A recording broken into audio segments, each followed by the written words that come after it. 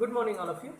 Today we are going to discuss about the chapter Principles of Inheritance and Variation. आज हम Principles of Inheritance and Variations के बारे में discuss करने वाले हैं। ये चैप्टर को शुरू करने से पहले हम कुछ टर्मिनोलॉजी भी पढ़ेंगे, ठीक है। जेनेटिक्स क्या होता है इसके बारे में जानेंगे, इनहेरिटेंस और वेरिएशंस क्या होते हैं, ठीक है, इनके बारे में जानेंगे। देन हेरिडिटी के बारे में भी डिस्कस करेंगे। फिर उसके बाद में हम सेक्सुअल रिप्रोडक्शन के बारे में भी डिस्कस करेंगे, ठीक है। इन सब के बारे में स्टडी करने से पहले दोस्तों या स्टूडेंट्स, मैं आपसे कुछ एक क्वेश्चंस पूछना चाहता हूँ या आपको रिमाइंड कराना चाहता हूँ कि कैसे ये जेनेटिक्स का उद्भव हुआ या जेनेटिक्स के बारे में कैसे शुरुआत हुई, ठीक है।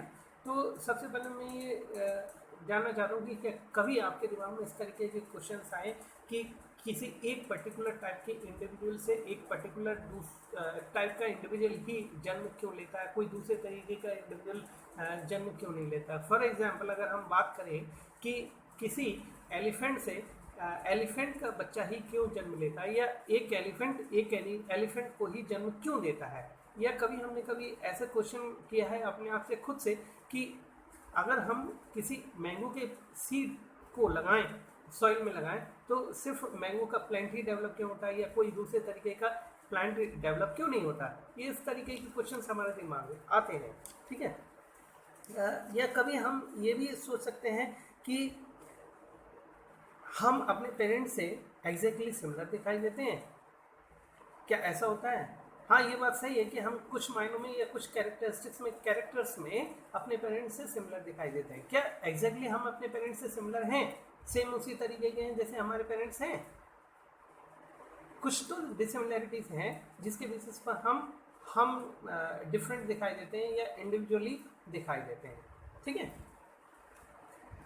तो वो कौन से कैरेक्टरिस्टिक्स फीचर्स हैं जो कि डिसिमिलर हैं, ठीक है। इनके आधार पर हम ये कह सकते हैं कि हमें भी कुछ डिसिमिलरिटीज है अपने पेरेंट्स से, ठीक है। तो ओवरऑल हम ये निचोड़ ये है इस चैप्टर में कि कैसे कैरेक्टरिस्टिक्स होते हैं, ठीक है, जो कि हमें अपने पेरेंट्स से कुछ मायनों में सिमिलर दिखाई देते हैं, ठीक है, सिमिलर रिप्रेजेंट कराते हैं, या फिर कुछ मायनों में हम अपने पेरेंट्स से but these similarities and dissimilarities are based on some process, ठीक है, किसी प्रोसेस पर डिपेंड होते हैं। वो प्रोसेस क्या होते हैं, ठीक है, उनके बारे में स्टडी करेंगे।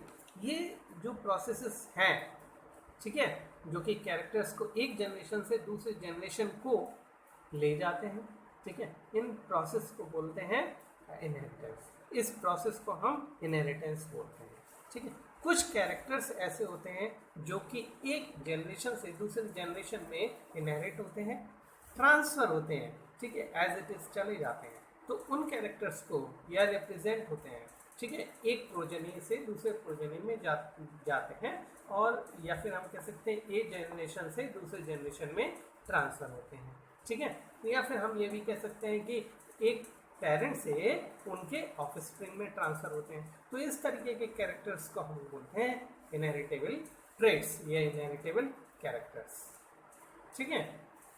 तो ये ट्रेट्स का, ये कैरेक्टर्स का ट्रांसफ़र एक जनरेशन से दूसरे जनरेशन में होना, ये एक सब्जेक्ट के अंतर्गत हम स्टडी करते हैं। इस सब्जेक्ट को कहते हैं हम जेनेटिक्स। तो जेनेटिक्स के बारे में डेफिनेशन क्या हो जाएगी? Genetics is a subject which deals with the study of inheritance and their variations. Okay, it is a subject which deals with the process of inheritance and variation.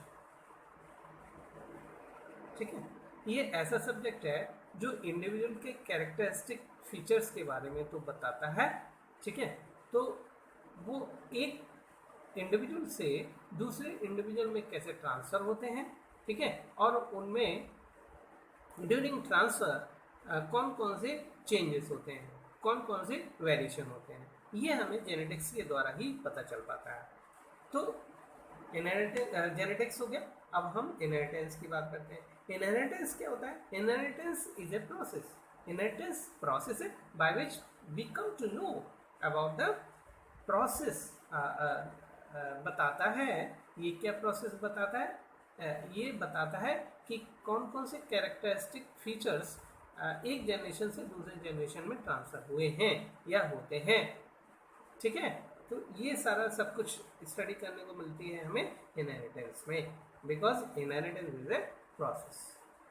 अब हम बात करते हैं वेरिएशन के बारे में। वेरिएशन क्या होता है? Variations are the changes. Variations changes होते हैं। क्या एग्जैक्टली जो सारे सिमिलैरिटीज है हमारे पेरेंट्स से या हमें या फिर एक जनरेशन से दूसरे जनरेशन में, क्या सारी की सारी सिमिलैरिटीज एग्जैक्टली या फिर सेम कैरेक्टर्स ट्रांसफर हो जाते हैं? नहीं, सारे ही कैरेक्टर्स एग्जैक्टली अपने पेरेंट्स से ऑफस्प्रिंग में same as it is transfer नहीं होते हैं। कुछ उनमें वेरिएशंस आ जाते हैं, कुछ चेंजेस आ जाते हैं। वो चेंजेस कौन से होते हैं? ठीक है, क्या ये चेंजेस एकदम से हो जाते हैं, सडनली हो जाते हैं, या धीरे धीरे ग्रेजुअली स्लो प्रोसेस से होते हैं? Yes, they happen due course of time. ठीक है, स्लो होते हैं और कंटिन्यूसली होते हैं, ग्रेजुअल चेंजेस होते हैं। स्लो एंड ग्रेजुअल चेंजेस की वजह से हम इनको वेरिएशंस कहते हैं। ठीक है, otherwise there are different type of changes also which happen sudden and randomly। ठीक है, सडनली और रैंडमली हैपन होते हैं। ठीक है, ऐसे कैरेक्टरिस्टिक्स ये ऐसे कैरेक्टरिस्टिक्स में जो चेंजेस होते हैं उनको हम म्यूटेशंस बोलते हैं। बट म्यूटेशंस के बारे में हम आगे स्टडी करेंगे, यहाँ पर हम वेरिएशंस की बात कर रहे हैं। तो एक बार मैं फिर से बता दूं कि वेरिएशंस क्या होते हैं। Variations are the slow and gradual changes, ठीक है, which happen while transfer और inheritance of characters। ठीक है, from one generation to the next generation।